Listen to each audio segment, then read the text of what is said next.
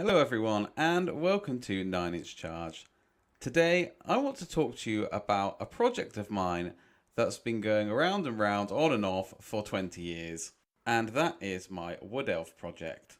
So as some of you may know, Wood Elves were the very first army that I ever collected fully, and I started collecting them in around about the year 2000. I started playing with a Ravening Hordes book just before the release of Warhammer Fantasy Battles 6th edition. They're an army whose aesthetic and lore really grabbed me from the beginning, and I played Wood Elves all the way through 6th edition, 7th edition, 8th edition, into the end times and beyond. I've been following their progress as exiled wanderers in Warhammer Age of Sigmar and have a Wanderers themed Living City army. But now I feel that the time is right to return to my roots and get a Wood Elf army back on square bases and get playing some Warhammer Fantasy. I've been inspired to do this for a number of reasons, but mostly Jeremy, who you will know from the Old World show, who I spoke about Dark Elves and Cathay. Mostly he's to blame because his Dark Elf army is still very much intact. It's all on square bases, and I really want to play some games and roll some dice with him.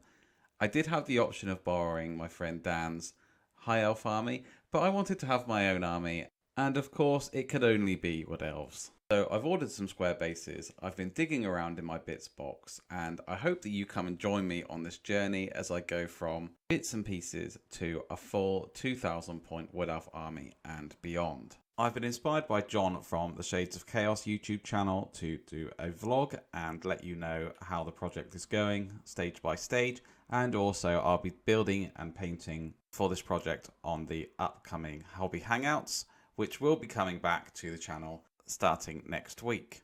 In the meantime, I have been quite busy. I've been in my bits box and I found 3 heroes which I have painted and based, and I am going to take some units from my Living Cities army and convert them across for this project. The first is the Spellweaver, because the Spellweaver doesn't actually exist in Warhammer Age of Sigmar. They are a battle mage proxy, so if I want a wizard for my Cities of Sigmar, I should probably get the proper wizard, so I'll get a battle mage to replace the Spellweaver and put the Spellweaver on a square base and repaint her. And I'm also going to bring along my 20 Wildwood Rangers because I'm quite pleased with the paint job on them, and I don't really use my Wildwood Rangers in my Living Cities army anyway, so they can come along. And also I'm going to take my Way Watchers, my 5th edition Metal Way Watchers, because I just can't do a project without them. They come along in everything that I do. I've had them since I was a schoolboy, and I think they're an important part of this project. Other than that, it's all going to be brand new stuff or things that I source from eBay or anything interesting I find that might cross my path. So this is what I've done so far. It is humble beginnings, and the first thing that I did was I took my Aether Wings and I rebased them onto 20mm square bases, and I'm going to use them as unit fillers. Unit fillers are something that I've always been a fan of. I just think they add a bit of character to the army. I don't necessarily think that I'd use them because I don't have the models. I'd use them, as I said, because I think that they add something a bit interesting to the unit. Next up, I've been focusing on the heroes, and I have 3 heroes here.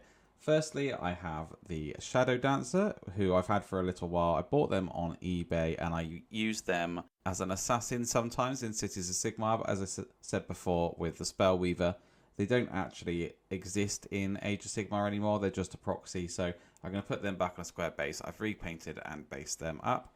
Next, in the middle here, we have got a Way Watcher Lord. This is something that that Dan really kindly, when he was out and about, Bring and Buy or something like that, just happened to see one and picked it up for me because he knows how much I love them, and it's really kind of him to get me that, and I've painted it up there and put it there. And lastly, we have Qualathis the Exile from Cursed City.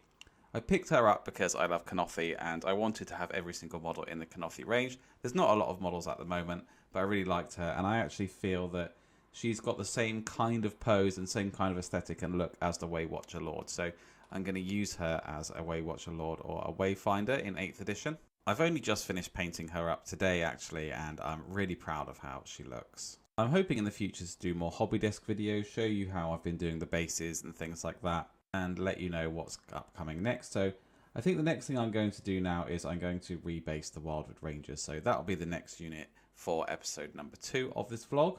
If you'd like to follow along, and if you've got a project of your own that you're building at the same time, Why not? Let's do it together. Let's slow grow. Be sure to subscribe and be sure to click the notification button so that you will know when the next vlog is up. Be sure to comment with what your project is that just won't go away. What's been your biggest passion over your years of collecting? What are you working on at the moment? And be sure to share your pictures in the 9 Inch Charge Hobby Hangout group on Facebook, which there's a link to in the description. This has been 9 Inch Charge, and I will catch you next time.